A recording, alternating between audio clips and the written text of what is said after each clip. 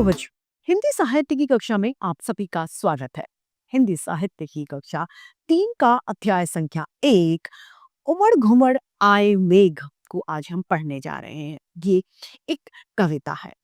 हिंदी साहित्य हम सभी को बोलना यानी सिर्फ भाषा ही नहीं सिखाता, अपितु जीवन जीने की कला, उसके महत्व और हमें मूल्यों से भी अवगत कराता है। तो आइए इस अध्याय को प्रारंभ करते हैं। ये है अध्याय संख्या 1 उमड़ घुमड़ कर आए मेघ। ये एक सुंदर सी कविता है। आइए शुरू करें। उमड़ घुमड़ आए मेघ, पानी भर भर लाए मेघ। यानी उमड़ घुमड़ कर कौन आ रहे हैं? मेघ। मेघ अर्थात बादल आ रहे हैं और अपने साथ में वो क्या भर कर ला रहे हैं? पानी को अपने साथ में वो भर कर ला रहे हैं। मेघ गरजते बड़ी पड़ी फुहारे, नभ को सबके नयन निहारे। मेघ गरजते, जब बादल गरजने लगते हैं यानी बोलने लगते हैं, तो उसमें से फिर फुहारे यानी हल्की हल्की सी बूंदें आने लगती हैं। नभ को सबके नयन निहारे, सभी लोगों को नभ यानी आकाश की तरफ सभी लोगों की नजरें होती है। बादल शीतल जल बरसाते, टर टर मेंढक टर्राते। बादल ठंडा जल यानी शीतल यानी ठंडा पानी बरसाते हैं। बादल से जो बूंद आती है वो कैसी आती है? ठंडी ठंडी।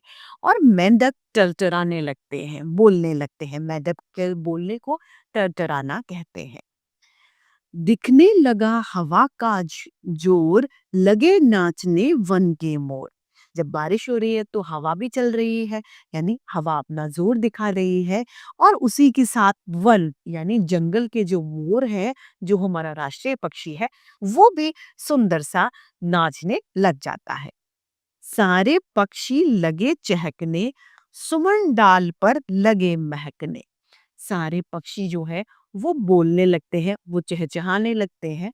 और सुमन यानी फूल, सुमन का अर्थ होता है पुष्प, फूल, वो डाल पर यानी डालियों पर खिलने लगते हैं, क्योंकि वर्षा ऋतु में सभी वृक्षों में पानी लग जाता है, वो हरे भरे हो जाते हैं। तृषित धरा की बुझ गई प्यास, वन उपवन छाया उल्लास। तृषित यानी प्यासी जो धरती है, उसकी जो प्यास है वो जल के बारिश के जो जल से वो बुझ जाती है। और वन यानी जंगल बगीचे, और जंगल बगीचे में सब जगह क्या है? उल्लास यानी खुशियां छा गई हैं। झूले पड़ गए डाल डाल पर। झूले यानी जिसमें हम झूलते हैं, वो डालियों पर पड़ गए हैं, पेड़ की डालियों पर। झूल रहे बालक गा गा कर, और बच्चे क्या कर रहे हैं? झूला झूल रहे हैं, गाना गा रहे हैं। झूम झूम वर्षा ऋतु आई, और झूम झूम कर क्या है?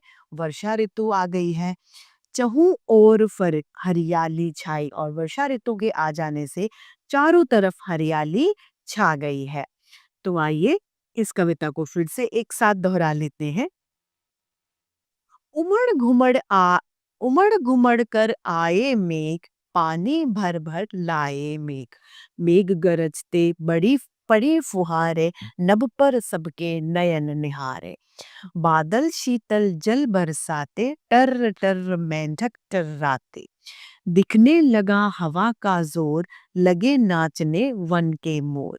सारे पक्षी लगे चहकने, सुमन डाल पर लगे महकने। तृषित धरा की बुझ गई प्यास, वन उपवन छाया उल्लास। झूले पड़ गए डाल डाल पर, झूल रहे बालक गा गा कर।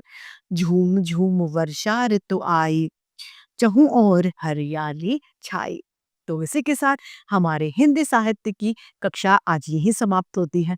फिर से हिंदी साहित्य में ऐसे रोचक अध्याय लेके आपके समक्ष प्रस्तुत होते रहेंगे। आज के लिए इतना ही।